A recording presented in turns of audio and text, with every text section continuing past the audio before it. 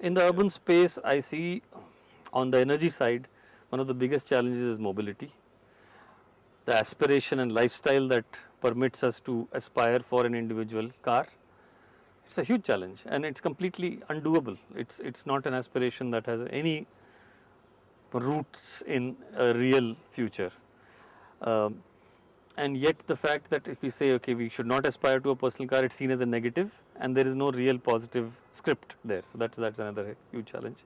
And of course, the biggest challenges are houselessness, lack of entitlement, simple existence of unserviced large quarter settlements and so on. So these are really the big ones. But water also remains a big challenge.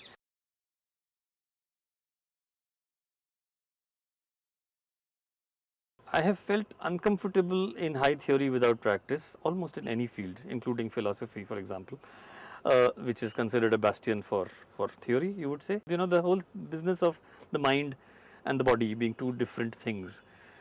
I just feel they are part of the same system. So clearly no practice can exist without theory and vice versa. And unless this duality is properly recognized and given importance, we will never really produce anybody.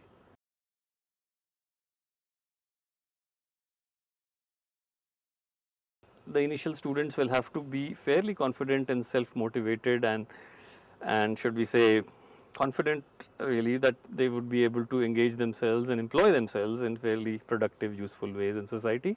So that on the one side they can be psychologically and mentally satisfied that they are doing useful, real, good work, but also earn enough to actually subsist and not simply change their line of profession or throw in the towel, as it were.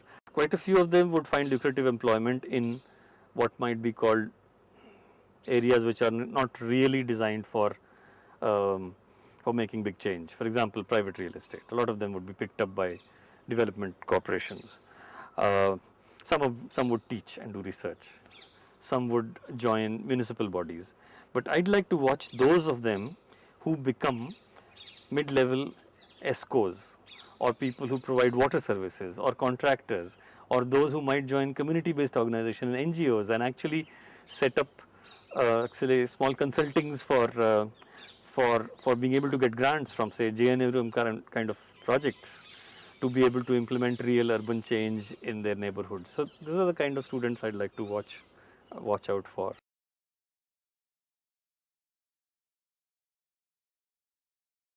I do believe that it is very tough to be interdisciplinary.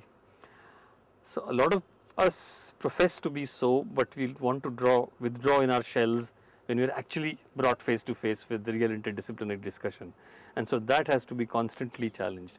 I think the biggest one that I am not sure how we are going to get around or get our teeth into is multiple languages. First of all, we are talking about probably some degree of international faculty.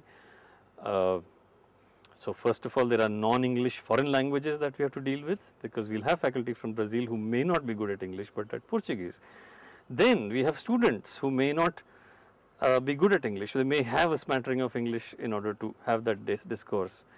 Then we have computer systems in which you will have to have either automatic or partially controlled translation, and yet I cannot deny that all this is necessary.